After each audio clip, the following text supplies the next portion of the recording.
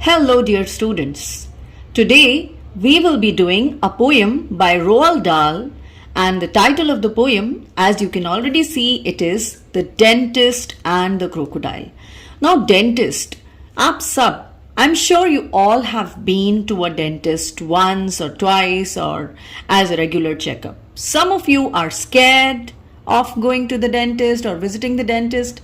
Some of you may feel that, yeah, it is a normal thing. I don't get scared about it. But yes, we all are, nervous whenever we go to a dentist, isn't it? So my first question, how do you feel when you go and visit a dentist? And does the dentist tell you, kuch nahi hoga, nothing will happen, don't worry, it will be all good, all okay, don't worry, just stay calm, stay peaceful, है ना? Dentist कहता है कोई बात नहीं, सब ठीक हो जाएगा, शांति से बैठो, आराम से बैठो. But this time, इस पोएम में रोald दाhl ने एक डेंटिस्ट के क्या इमोशंस होते हैं when he gets really scared and nervous, what happens to him? And this is what we are going to see in this poem. But before that, there is a question for you. What would you do if a crocodile appeared in your classroom? Agar koi crocodile, do you know what's a crocodile? You do know. Yes, a crocodile is a reptile, green in color, very big, and it has sharp teeth. It is a carnivore and it can easily eat any big creature, even a man. So yes, we have all the reasons to be scared of a crocodile. But just imagine, what would you do if a crocodile appeared in your classroom? Oh my God, can you imagine what kind of sight would that be? If a crocodile comes in a dentist clinic, or when a dentist is faced with a scary crocodile as a patient. So this time, what happens to the dentist when a crocodile, something really scary, comes to visit him? Does he also become nervous or does he remain okay, calm, quiet, peaceful? Let's find out.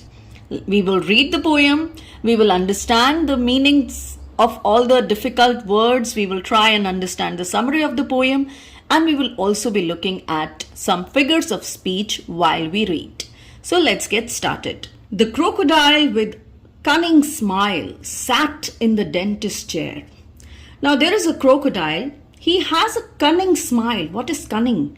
Cunning is something really tricky, something that is, clever. And he has that clever smile. That means he's about to do some kind of a trick, some kind of a prank, some trick with the dentist, a poor dentist. And he was sitting in his dentist chair, the one that gets reclined and you sit, right? Okay, so what did he say? He said, right here and everywhere, my teeth require repair. So he tries to point out, he tries to show that, okay, look at this right here and even everywhere. Everywhere means all around. Mere pure daaton mein, my teeth require repair. My teeth need some kind of work, some kind of repair to be done by a dentist who can understand what's the problem with my teeth. Maybe there is a decay, maybe there is some kind of swollen gum, some swelling, some bleeding. I need to see, I need to check. I want you to check what kind of repair does my teeth require. The dentist's face was turning white. He quivered, quaked, and shook. Now, seeing a crocodile in his chair, the dentist turned white. Not completely white in color, but what it means is he was so scared that he turned pale.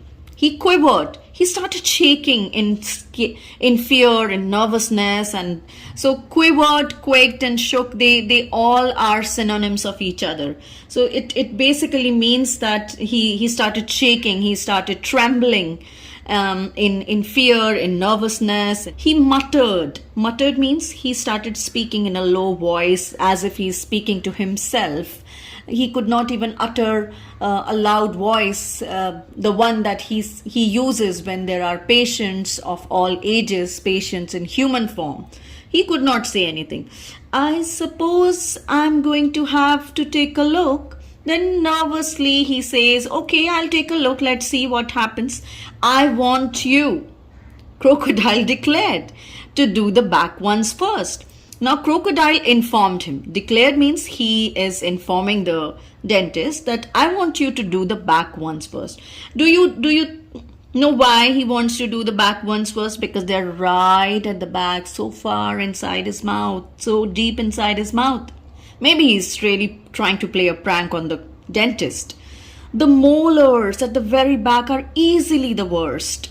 Molars means the rear of the mouth, the back of the mouth, the flat teeth at the back of the mouth. They're easily the worst. Why they're easily the worst? It means that even when we brush, the children, they don't go that deep in their mouth and they try and clean the front ones and they are done with the brushing. But these ones also require attention. So he says that molars at the very back are easily the worst. So they require immediate repair. He opened wide his massive jaws. It was a fearsome sight. So after saying that this is the problem that I'm having, he opened his really big mouth. His jaws were so big. Compare our jaws with the crocodile's jaws. And they're so long. He has such a big mouth. So just imagine what kind of sight it would be. It would be such a fearsome, such a scary sight. Sight means a scene. And we have 32 teeth. So in the crocodile's mouth, there were at least means there could be some more teeth as well. But at least there were 300 pointed teeth. And all of them were pointed. All sharp, all shining white. Sharp and shining white. So this is indeed a very fiery, scary sight to think about, to imagine that a crocodile is sitting in the dentist chair with his mouth wide open and his teeth sharp and shining white as if something was about to happen.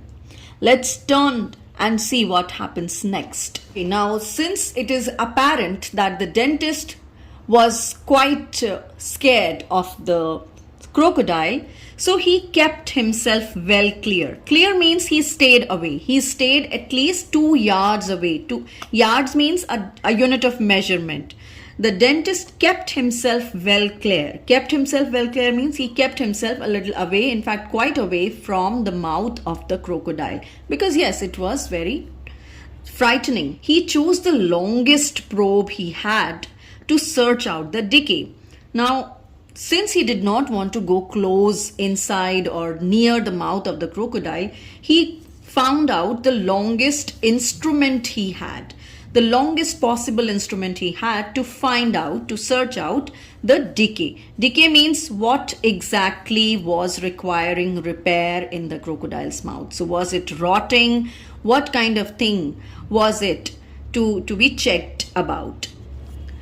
Then the crocodile again called out. I said to do the back ones first. The crocodile called out. Now look at how clever, how wicked he was. He says, "तुम इतने दूर क्यों खड़े हो? Why are you so far away, dear sir?" What you're about to check, because you're about to check the molars which are at the right end in my mouth. So you are about to do that. But to do this, you are too far away for that. So to do those back ones properly, you've got to put your head. You have to put your head deep down inside my great big mouth. Deep down, you have to put your head in my mouth. The grinning means he had a very big smile. Crocky is the short form for crocodile only. The poor old dentist wrung his hands and weeping in despair, he cried, No, I can see them all extremely well from here. Now, look at the plight of the poor old dentist. He twisted his hand nervously. Oh my God, this is what has come to it now. He started weeping. He started, trembling. His hands were also trembling. So he twisted his hands nervously. He was weeping and he was so hopeless that, oh my God, I really can't run away from this situation. I really have to put in my head in his mouth. He cried, but then he tried, protesting that no, I can very well see your molars from here also, very well, extremely well from here. And just then, when he was about to say this and he was, trying to put his head in his mouth, just then, just then. Now, why just then? I'll bring to you why just then has come. Now, this has come to the end of the poem. Now, Roald Dahl, his stories, his poems, they are known for unexpected endings. Why unexpected endings? We may think that the crocodile would, eat this man up. This is the most predictable ending we can imagine. But as Roald Dahl, being a writer whose most famous works for children, and he brings out the funny, the amusing part in his poems, in his characters. So what he did was he brought a little twist in the end, right in the end of his poem. So just then, in burst a lady, in her hands a golden chain. So just then, when he was about to put his head in the crocodile's mouth, ekdam se, a lady came in the dentist room. Burst in means came in. In her hands a golden chain. And what was in her hand? There was a golden chain in her hands. She cried. She cried means she shouted, "Oh, Croc, you naughty boy. You're playing tricks again?" And she says, "Oh, Croc, you naughty boy," as if she's trying to call out to her pet, to her son, to somebody she is quite fond of. And she says, "You're playing tricks again? You're playing pranks again? You're making a fool out of somebody again? Watch out!" The dentist shrieked and started climbing up the wall. And the dentist had enough now, and he shouted in a loud voice, and he started climbing up the wall. So he climbed up the wall. "He's after me, he's after you, he's going to eat us all." And then he finally declared that "Ye mujhe bhi kha jayega," he's going to kill me, he's going to kill you. After me, after you means he's watching out for us. So he's going to eat us all, he's going to kill us all. "Don't be a twit," the lady said, and flashed a gorgeous smile. "Don't be so stupid, don't be an idiot," the lady said, and she showed her beautiful smile. "He's harmless, he's my little pet, my lovely crocodile.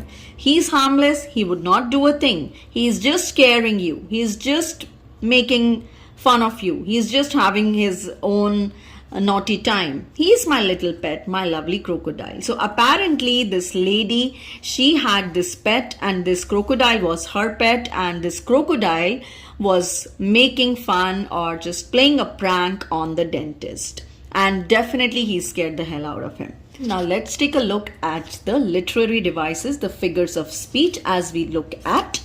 Now as you see, I have marked the last words of each line to mark the rhyming scheme, and this poem has a very easy, very simple rhyme scheme. So chair, repair, A, shook, look, B, first, worst, again A, B. So these are the rhyming words: chair, repair, shook, look, first, worst, sight, white. And on the next page, I want you to write the rhyming words in the comment section. I have marked them in yellow and pink color. So this is something that you can easily find out and note down. The second figure of speech that we are looking at is alliteration. Alliteration, as we all know, is the repetition of a consonant sound in the poem. So let's find out where is the repetition. And the example is right here on this page itself. Her hands. So there is a repetition of the H sound, her hands. And secondly, again, it is he is harmless. So again, repetition of her sound, he is harmless. We have some more alliterations here on the first page. Let's take a look. And if you can tell me the alliterations on your own, it would be wonderful. Though I have highlighted them, but I would still appreciate if you could find, there are 3 alliterations on this page as well. So this is the second figure of speech, alliteration. The first one is rhyme scheme, the number 2 is alliteration, and finally number 3, there is a lot of imagery. Since it is a children's poem, it has a lot of imagery in it. When reading the poem, when thinking or when listening to the poem even, there is always an image, a visual created in our mind. So everywhere the image is created, so we can safely say that there is imagery used in the poem.